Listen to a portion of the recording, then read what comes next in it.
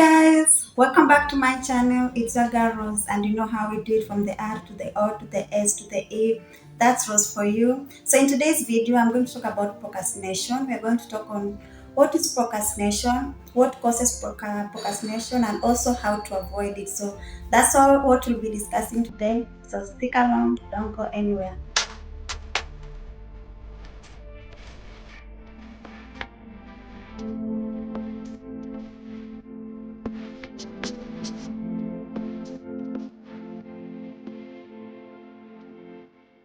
So, what is procrastination? In my own terms, I think I can define it as in when we avoid a certain task that we are supposed to do. You know you're supposed to do this task, but you avoid it, and you avoid it for no good reason. You don't have any good reason, but you just keep postponing it. You know you're supposed to do this, and you know doing this can improve your life, but maybe you find it to be boring, or you prefer doing something more entertaining. You know, like watching a movie. You find watching the movie is more entertaining than maybe completing that job task that you're supposed to do. So you keep on postponing it. No, I'll do it tomorrow. When tomorrow comes, I'll do it in the afternoon. When afternoon comes, I'll do it. At the end, you don't do it. You have no good reason not to do it, and at the same time you know very well how doing that task can help your life, but you just can't find yourself to doing it. So I think that's procrastination, which is you avoid to do a certain task that you are supposed to do for no good reason. And now on to the second question, that might be what causes procrastination. I can say mostly all this depends on your brain. You know what you have trained your brain to do.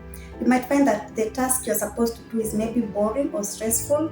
So you find that your brain is somehow trying to protecting you from going to that stressful level or going to that boring experience, and preferring you to do something more entertaining. You know, your brain is like trying to protect you from stressful or boring experiences. I can give this example, like maybe let's say you are walking somewhere and you see something dangerous. Let's just say even just a snake.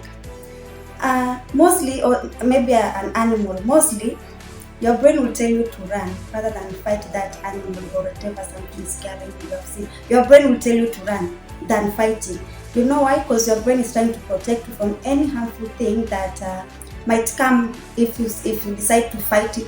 So mostly your brain will tell you run, than fighting, because it's trying to protect you from any harm that might come if you face that animal that you have come across. It's the same thing now with this one.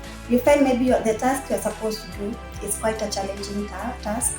Maybe it's something that you really, really need to use your brain. So your brain is like, no, do this something more entertaining rather than this one. So at the end, you find you procrastinate, you extend the duration of time that you are doing until maybe the last minute, when now it's too late and you are not able to do it.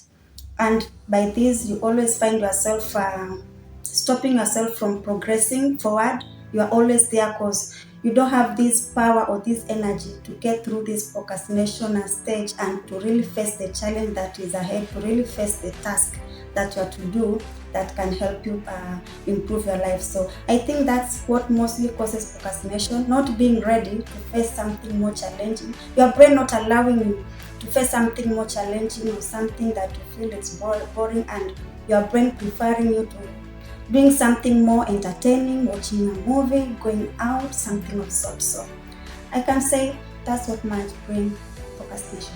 And now on to our major topic, which is how to cure your procrastination. How can you stop this procrastination? I can start by saying, first of all, it's really, really important to admit that you are procrastinating. It's good for you to admit it.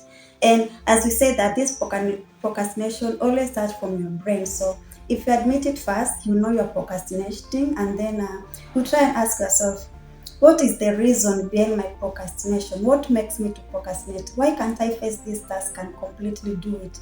Try and find the reason behind it, and find ways on how you can now solve it. After you have identified why you are procrastinating, I can say now you find ways that can best suit you, that can best work with you, because it's not something that will change.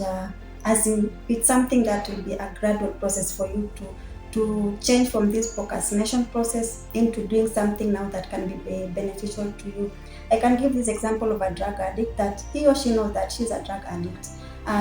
You have taken to rehab and everything. She cannot just start immediately and stop the drug addict thing. So it's a gradual process. Same like this one, like I say, it's a gradual process. So you just need to find ways which can suit you best. You need to know your personality, what works best for you, because maybe what works best for me is not the same thing that also works best for you. So try and find out what works for you. If it's about learning, try and find strategies that can work well with your learning process, that can make you also enjoy the learning process. If it's a job or work tasks that you're supposed to do, also try and find strategies that can work well as you also get along with the work. As in, try and find something that your brain can adapt well and work smoothly towards it. So admit that you're procrastinating and try and find ways on how you can work best with yourself to be able to do the tasks that you're supposed to do in a smooth and better manner for yourself. The other thing that I can also point on is for you to, if it's a task, maybe a work at a task you're supposed to complete, I can also advise you break it into smaller elements. As in, try and set goals that you can reach. Sometimes you'll find that you have set the goal too much high, as in the task is too much big for you to accomplish, and you end up like, no, I cannot do that. No, it's too much. Your brain always telling you it's too much. You cannot even make it. So the best thing also can advise, you can break it into smaller elements. The baby steps. Finish one first, and then now go to the other one, and then go to the other one. With this, you can find slowly by slowly you are getting to accomplish what you're supposed to do. What before seemed to be so big to accomplish, when you go in smaller steps, you'll find that you have been able to make it to the bigger step that you feared before. So I can also advise that you break it into smaller elements. Whatever task you have to do it slowly. Today do small, tomorrow do small, tomorrow again small. At the end of it, you'll find you have finished everything that you thought you could not do. So break the task into smaller elements, which you can make slowly by slowly, for you to be able to reach to the bigger elements. Another thing that can work out for you, which might also seem funny, is this. I can say you try the eat a frog analogy. If you are to eat a frog, you eat it in the morning, or if you are to eat two frogs, try and start with the bigger one. If you finish the bigger one, obviously also finish the smaller one. I know the task might be boring to you. It's not something you like, but why don't you do it in the morning, so that the rest of the day you can have peace for the rest of the day. So tackle that frog in the morning before you do any other thing, and the rest of the day you'll be happy. You'll feel that you have achieved something, because it's something you didn't like to do, but you made it in the morning, and you realize that the rest of the day will be a peaceful soul. So tackle that frog in the morning, eat it up, and trust me, the rest of the day will be a peaceful soul. So follow the eat a frog analogy, and it might help you. And while winding up, I can also suggest that you reduce or eliminate any distractions. Try and eliminate anything that might be distracting you from doing whatever you want to do, the thing that might be imposing you into postponing whatever you're supposed to do. I can give example of games. Try and remove whichever games in your desktop, in your phone, because maybe sometimes you want to do this, you see the game is there, you're like, let me play one game. After just one game, I'll start the job. When after the game is finished, you say, let me try another one. At the end, you won't do the tasks, you'll be stuck to that game. So try and reduce them, if from your phone, your desktop, wherever you have stored them. Try and reduce them, and also try and create a conducive environment for your workplace. As in, try and create a good room where whenever you enter that room, it's now time for work. Not you are entering a room so scattered, everything is scattered all over.